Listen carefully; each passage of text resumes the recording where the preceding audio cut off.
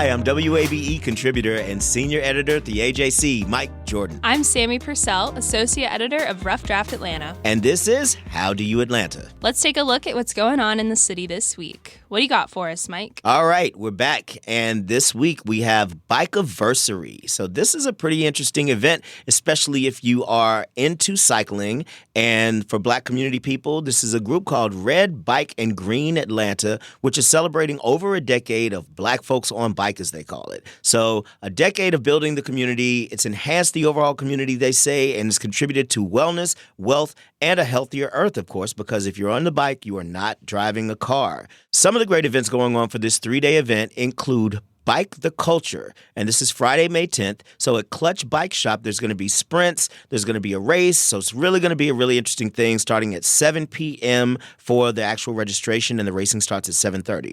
On Saturday, May 11th, there's All Bike Everything, a community ride and block party. So you'll be able to get some bike maintenance done if you need anything done. You'll get to meet up and greet with folks, have a confident cycling class, and even yoga for cyclists. So that all sounds very cool. Also music from DJ Dimebag, food and beverages, and other great things. And then on Sunday, the final day, there's the Spody Odie Roadie. And so this is at Gordon White Park, and it's going to be a bike ride at 10 a.m., brunch at noon, and then a morning ride followed by all of this other great stuff. So really good time for everybody out there celebrating the Black community's love and longevity for bike riding. And again, this happens May 10th through 12th at Gordon White Park. The event is called Bikeaversary, and you can get more information at redbikegreenatl.com.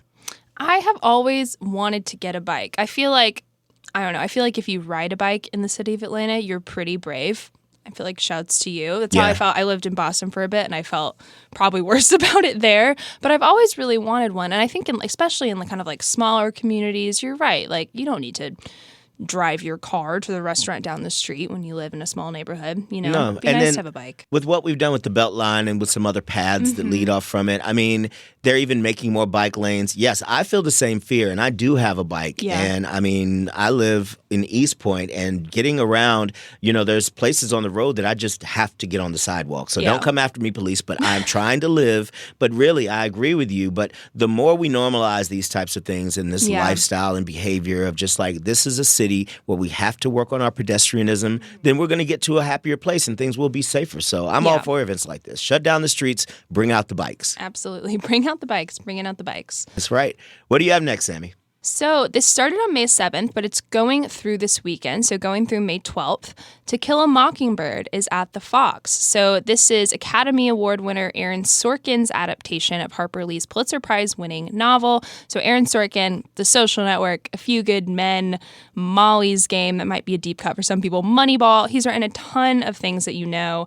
And this is a really, really cool event, in part because Mary Badham, who was cast for the role of Scout in the 1962 feature film To Kill a Mockingbird, is going to be in the show. So she's obviously playing a much older role. She's playing Mrs. Henry DuBose for this upcoming production, but it's a really cool kind of example of things coming full circle there.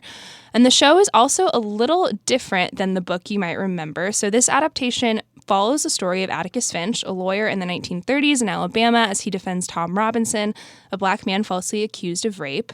But the book is more focused on Scout's perspective, if you remember, and the play is really centered on Atticus's perspective. So there's a little bit of a different twist there. You can buy tickets for this at the Fox's website. And again, that's To Kill a Mockingbird. It started May 7th, but it's running through May 12th at the Fox. Yeah. Always good to see these types of classic stories coming to the Fox. And again, with all of the conversation around, like what was the true intention? Remember the new book came out not long ago? I remember reading that and getting so upset. Yeah. Like it made me viscerally upset. Yeah, that was wild. Yeah. And I mean, again, so if you're still thinking about that situation and, you want to go back and get to the source material, I mean, it's always good because To Kill a Mockingbird really it dealt with morality in a way that I think had a universal message to it that was good. So I mean, like, again, instead of hearing the conversation and not knowing, if you've never read the book, if you've never seen it, definitely go out there and see it at the Fox. Yeah, and if you don't have time for the book, I know sometimes that takes people a little longer. The movie is really good. Like, Gregory Peck is awesome. It's a really good adaptation. Yeah. So check it out. All right. All right, what else do you have for us this week? Up next, the Atlanta R&B Soul Picnic. So this sounds amazing. It is Saturday, May 11th at Westside Park, and it is billed as the biggest R&B picnic in the United States. And I'm going to be honest, I didn't know that there were such things as huge R&B picnics, so I think they probably have some good claim to that title. But basically what they're pitching this as is a third annual event, heart of the city at Westside Park, and it happens on Saturday, and it actually continues until Sunday, but it's very big, considered a safe space for dedicating good music, food, and art for your soul. And literally what's going to go on here, you're going to bring a picnic basket. They are allowing that. You can bring a cooler, lawn chair, and you can just sit around and listen to some of the best R&B music from major top DJs, hits from the 80s, 90s, 2000s, and even to now. So they're saying no hot food, so, don't come with your grill, but put everything you need in your picnic basket, bring it on out there, asking for no glass, and also no tents because they want everybody to see each other and get out there. And again, rain is always a consideration, but get out there, lay it out on a blanket, chill with your people, wear your beautiful clothing, and enjoy great R&B music. I know I probably will be out there as well. This is Saturday, May 11th, again at Westside Park, and you can get more information at Eventbrite or through the link in our podcast show note. Definitely bring sunscreen then. You Just definitely be a little bring safe. sunscreen. I love events like this where it's not really like a huge, hard thing to put on. It's just like we're all going to be here. We're going to play music. Bring your picnic baskets. Let's have some fun. Yeah, not complicated. Yeah. And again, the music does a lot of the work in events like this. Like if you have DJs and a collection of DJs, so not just one, they'll be able to pick up on all these things. What I'm expecting, though, is that a lot of people are probably going to battle over, Frankie Beverly and Maze Before I Let Go. So come expecting to hear that 35,000 times, but that's okay. The more you have things in your picnic basket to entertain you, the more you'll probably dance. But For sure. I really love this. Even on the website, there's a lot of pictures of Black women just in their coolest, sweetest attire, hanging out, enjoying themselves. So I think this is going to be an amazing event, and I encourage everybody to get out there and have fun. That's awesome. Yeah. This is How Do You Atlanta.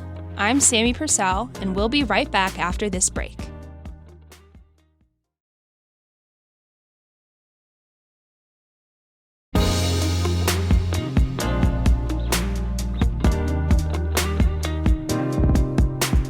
All right, Sammy, what do you have next? So coming up on May 11th, we've got the Atlanta Beltline Lantern Parade. So this is created and presented by Chantel Ritter and the crew of the Grateful Gluttons. It's a really, really cool event that's going to bring together thousands of people, hundreds of beautiful lanterns, and some really awesome lantern puppets for a cool evening of creativity, community, and magic. So this is the night to show off how creative you can get with your homemade lantern. If you haven't already, get started on them now. You've got some time left, but you can also sit and watch from the sidelines if you don't have time to make one, or just dance to the music because there's going to be a lot of music as well. So anyone with a lantern is invited to come out, and then there's going to be a host of live bands, like I mentioned, including Atlanta Drum Academy, Black Sheep Ensemble, Seed and Feed Marching Abominables, Atlanta Freedom Band, and Kebby Williams and the Wolf Pack. So lineup begins at Adair Park at 7:45 p.m., and then the parade will step off onto the West Side Trail by 8:45 p.m. So there's more information kind of about where to park and what other information you need to know at the link in our show notes. But other than that, that's the Atlanta Beltline Lantern Parade on May 11th. Always love it. Always think it's amazing. We have lantern parades more than once a year, but this is one where I feel like it still sneaks up on people. Yeah, I know. I feel like we were just talking about another one, and now all of a sudden, here it comes. Yeah, but this is the big one. Yeah, right? yeah, This for is the sure. one where, again, you're going to see some really intricate, really major designs made out of these paper lanterns and everything. It's just what it takes to make one of these, by the way, is not nothing. No. So I never judge anybody who clearly went to Michael's and kind of threw some stuff You know together. what? Everyone's doing their best. Everyone's creative. They all look cool in their own way. So I feel like as long as you put the work in. Don't judge, right? Don't judge. Yeah, stop judging. See the light. Absolutely. Yep, absolutely. All right, what else do you have for us this week? All right, it is time again for the Chastain Park Arts Festival. Now, this is, of course, one of the nation's top 100 arts festivals, according to Sunshine Artist Magazine. And this is the 13th annual event happening at Chastain Park, right along Park Drive. And there are going to be 170 or so artists and artisans displaying their fine art. So you can come there, pick up some of these fine arts and crafts. Also bring the kids. There will be a dedicated children's area for them to have fun. Lots of local food and beverage concessions from gourmet food trucks. Acoustic music will be played, so the atmosphere will be lively. And it's all entirely free to attend. So it's a 2-day event, so make sure you know that. And the emphasis is on visual arts, but you get out there and you just have a whole lot of fun just walking around, checking out all of these fine painters, photographers, sculptors, leather and metal craft persons, glass blowers, jewelers, and more. So get on out there again. It's back this year, May 11th through 12th at Chastain Park. And you can get more information at ChastainParkArtsFestival.com.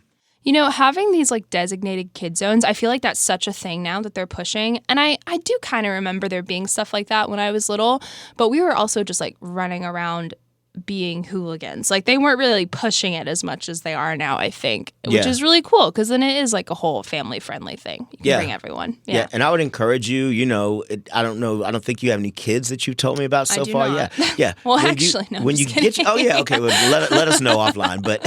But when you do have one, a designated or even undesignated children's area is very important. Yeah. Like, get thee away from me for a little Stay while, here. youngster. But Someone's watching you. They do need to see, their own peers and everything, because I have noticed, with kids, if you see them around in some of these festivals, the crowd is so overwhelming and folks are like holding on to the young one. They don't always have a lot of fun unless they get to just kick it and run around with abandon. But you do need an area because a lot of people, they can run anywhere. For sure. Next thing you know, I know at the Atlanta Jazz Festival, Camille Love always has to make announcements from the stage and saying, "Hey, someone please, your child is up here on stage." And looking we have for to, you, crying. So designated area is not a bad idea. Yes, always a good idea for sure. What do you have next, Sammy? This I'm really excited about. So this is called Shakespeare Out of a Hat, Hamlet, at the Shakespeare Tavern on May 12th. And the little tagline they've got is, "We know the actors and the name of the play, but what parts will everyone pull out of the hat to portray?" I love a good rhyme. So essentially the idea of this is that none of the actors know which part they will be playing up until they literally pull it out of a hat on stage. And then the play begins. So it's kind of part improv, Shakespeare, like a fun little hybrid there. And it's a team of trained Shakespeare actors, so, they're going to be good. But again, it's kind of a surprise to them as well. And there's a video on the Tavern's website about what this is like. If I'm not really explaining it well enough, that definitely helped me kind of get what the vibe is like. And again, like I said, they just don't know what they're doing until right there, which is kind of exciting. It gives it a little bit of exhilaration, And it's one night only, but they do sprinkle these throughout the year doing different plays. So if you miss this one, just keep an eye on their calendar and another one might pop up somewhere down the line. So again, that's Shakespeare Out of a Hat, Hamlet at the Shakespeare Tavern on May 12th. Yeah, I admit, when you were first explaining this, I was like, wait, so Shakespeare wrote words. Are they just pulling things out of the hat and they're going to say whatever? Kind of what I get from it is like they're Shakespeare actors. They've done these plays enough times. They kind of know, but like they haven't necessarily rehearsed or played that part before. So it's like Shakespeare, but then there's some improv thrown in. It really just looks, again, I encourage anyone to go watch the video that's on their website. It's really, really helpful in kind of getting the vibe of the whole night. Yeah. So what if you're like, Yorick and you pull the thing and you're Horatio? What do you do? You're dead, right? Yeah. It's just your skull. So it could be, that's why I think this could be pretty cool. Or like you pull a witch and you've never like played a witch before. Cauldrons, right? Yeah. Double. I wish I had a cauldron. That's all we got for this week on How Do You Atlanta. For more information on these and other events, check out howdoyouatlanta.com.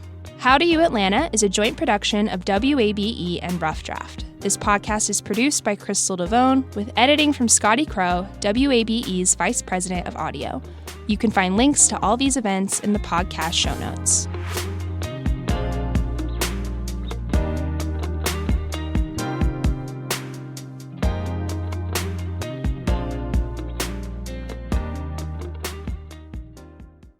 WABE.